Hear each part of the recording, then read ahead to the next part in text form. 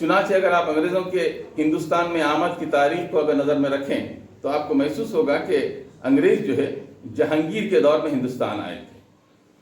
جب جہانگیر مغل جو بادشاہ تھا، ہندوستان کا حکمران تھا اور بہت بڑی حکومت تھی، اس کے دور میں یہاں پر آئے تھے. اور مورخ یہ بھی بیان کرتے ہیں کہ ہندوستان آنے والا پہلا جو انگریز ہے، ہو سکتا ہے اس میں روایتیں الگ الگ رہی ہوں، لیکن وہ انگریز تھے، وہ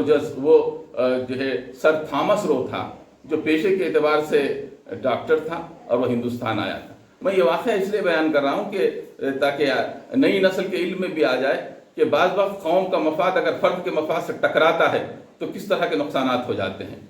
تو اس اعتبار سے جو ہے جب وہ ہندوستان آیا، اور اسی زمانے میں جہانگیر کا بیٹا جو ہے،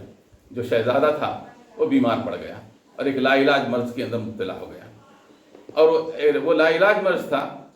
اور لوگوں نے مشورہ دیا تو ڈاکٹر سر تھامس رو کو بھی بتایا گیا،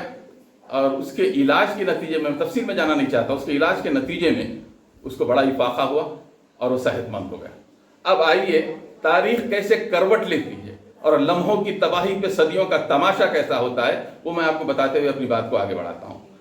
تو جب دربار سجایا گیا تو بادشاہ جہانگیر نے یہ اعلان کیا کہ شہزادہ تو ٹھیک ہو گیا ہے اور اس ڈاکٹر کے وزن کے برابر سونا اس کو دیا جائے. اور اس نے جب یہ پیشکش کی گئی انعام کی تو سر تھامس رو نے کہا کہ بادشاہ سلامت، مجھے سونا نہیں چاہیے. بادشاہ نے پوچھا کہ کیا چاہیے پھر؟ انہوں نے کہا کہ میرے ملک کو آپ کے ملک کے ساتھ تجارت کرنے کی اجازت دیجیے. یہ وہ لمحہ تھا جس لمحے کے اندر ہندوستان کے اندر انگریز جو ہے اس اعتبار سے آ گئے کہ ان کی ایک آئینی حیثیت ہو گئی اور سیاسی سرپرستی کے اندر وہ ہندوستان آ گئے. اب اس کے بعد ایک اور بات میں کہتا ہوں کہ بعض وقت ہم کسی مسئلے کے اوپر بھی بہت آسانی کے ساتھ کہتے ہیں کہ انہوں نے سازش کی تھی، انہوں نے فلاں کیا تھا. اب سوال یہ ہے کہ جن لوگوں کے درمیان میں آپ کا مقابلہ ہے، جو لوگ آپ سے ٹکراتے ہیں، جن کے ساتھ آپ کا کنفرنٹیشن ہے، آپ ان سے یہ امید رکھیں کہ وہ آپ کے لیے مواقع فراہم کریں گے، یہ پھر آپ کی غفلت کو جو ہے وہ آپ کی بیداری کے اندر تبدیل کریں گے. ایسا قطعی نہیں ہوتا. چنانچہ انگریز جب ہندوستان کے اندر اپنے قدم جمانے لگے، یہ تاریخ کی ایک بہت بڑی حقیقت ہے، انہوں نے ان مقامات کا انتخاب کیا جو ساحل سمندر سے جڑے ہوئے تھے. ان کا پہلا بحری بیڑا سورت آیا، ان کا دوسرا بحری بیڑا بامبے آیا، ان کا تیسرا بحری بیڑا چنئی آیا، ان کا چوتھا بحری بیڑا وہ کلکتہ آیا. اب اگر آپ نقشے ہندوستان پر دیکھیں تو مکمل طور پر مغلیہ سلطنت اپنے زوال سے پہلے انگریزوں کے جو ہے محاصرے کے اندر آ چکی تھی. یہی وہ بات تھی کہ ٹیپو سلطان کے والد حیدر علی نے ان سے کہا تھا کہ ٹیپو، اگر تم انگریزوں کے خلاف جنگ جیتنا چاہتے ہو تو تمہیں بحری بیڑے تیار کرنے ہوں گے،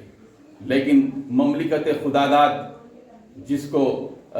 میسور کی حکومت یا سری رنگا پٹنم کی حکومت کہا جاتا تھا، اس کے ساتھ ایک جغرافیائی کمزوری یہ تھی کہ کوئی بہت بڑی جو ہے ساحلی علاقہ اس کو حاصل نہیں تھا. چنانچہ جب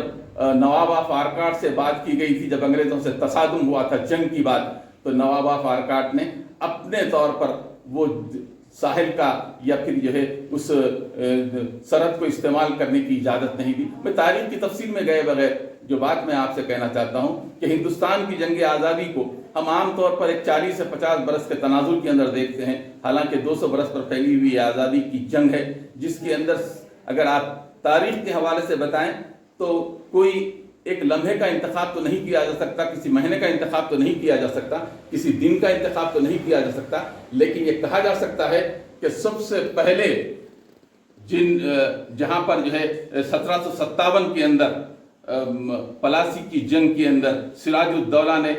پہلی بار تو کامیابی حاصل کی، لیکن دوسری بار وہ شکست دوچار ہوئے. یہ وہ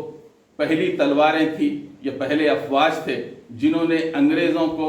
اس ملک سے بے دخل کرنے کے سلسلے میں اپنی قربانیاں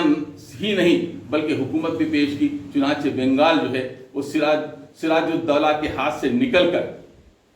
انگریزوں کے ہاتھوں میں چلا گیا. یہ وہ علاقہ تھا جو انگریزوں کے لیے جو ہے شیرک کی حیثیت رکھتا تھا.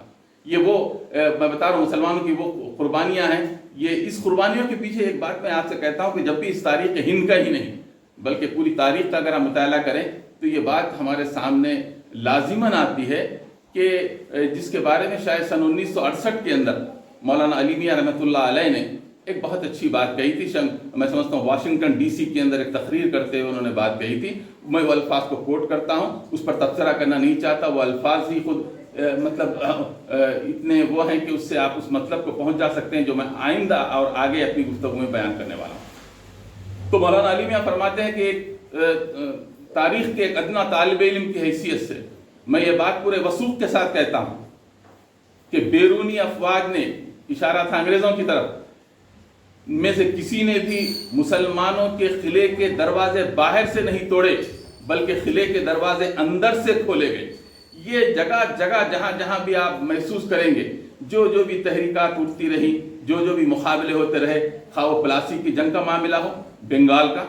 جس کے اندر شکست ہوئی تو آپ کو محسوس ہوگا, جس کے بارے میں شاید علامہ اقبال نے کہا تھا کہ جعفر از بنگال صادق از دکن, ننگے دین ننگے ملت ننگے وطن. یہی وہ کیفیت رہی. میں اس پر تفصیل میں جانا نہیں چاہتا, وہ ایک الگ موضوع ہے کہ کیا کچھ ہوتا رہا, لیکن یہ ہے کہ بہرحال کہیں نہ کہیں شکست کے اسباب کے اندر